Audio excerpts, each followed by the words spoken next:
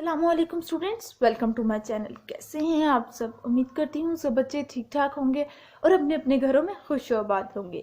तो स्टूडेंट्स, आज हम पढ़ने जा रहे हैं आप सबका एक बहुत ही ज़्यादा फेवरेट टॉपिक, और वो है जी एनिमल्स। यूनिट नंबर 5 पढ़ेंगे आज हम।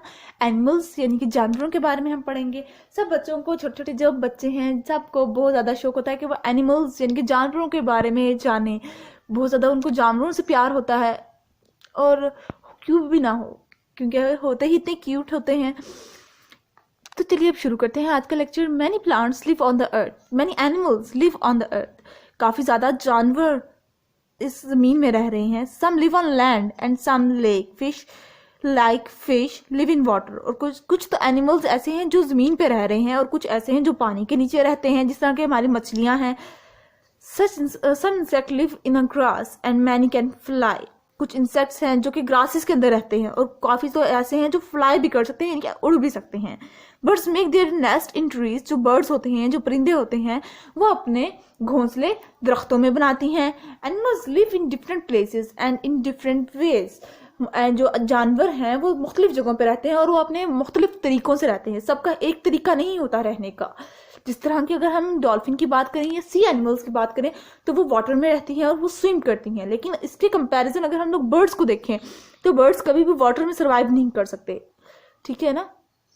तितलियां हैं, बटरफ्लाइज, यानी कि वो भी आप लोग देखें तो वो फूलों के ऊपर ज़्यादा खुशी उनको महसूस होती है। वो उनको अगर हम पानी में भेज दें तो वो डेड हो जाएंगी, वो मर जाएंगी।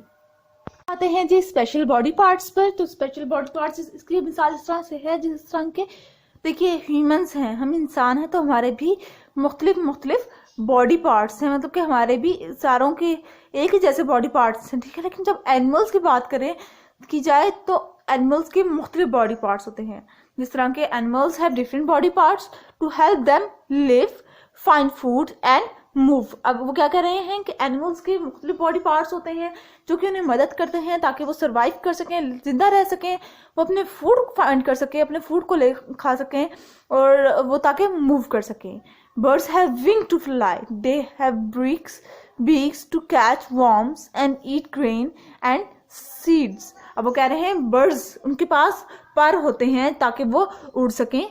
उनकी बहुत नोकीली चोंच होती है, जिसके थ्रू वो किसी भी वर्म को खाते हैं, किसी कीड़े मकोड़े को खा लेते हैं, और या तो अपने सीड्स को खा लेते हैं। ठीक है। इसी तरह से जब हम डक्स की और फ्रॉग्स की बात करेंगे, तो ये देखिए, ducks and frogs have webs feet to help them swim. Ducks की और फ्रॉग की जो इनकी जो लेग्स होती हैं वो एक जैसी होती हैं, जो कि इन्हें मदद करती हैं ताकि ये लोग स्विम कर सकें। A giraffe has a long नेक।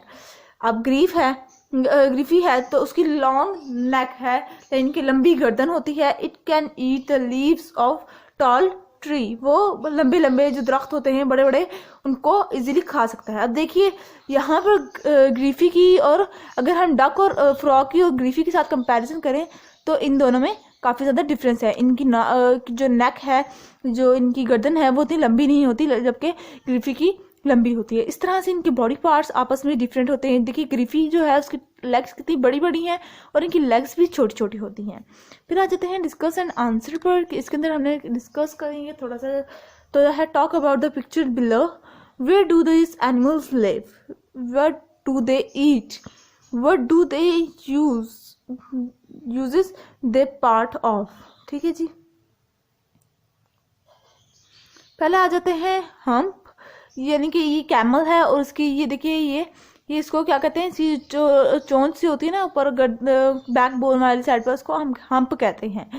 और ये ज़्यादा डेजर्ट्स में रहते हैं, और ये इनका ये जो बैक वाली साइड होती है इधर, ये हमें बैठने में हेल्प आउट करती है।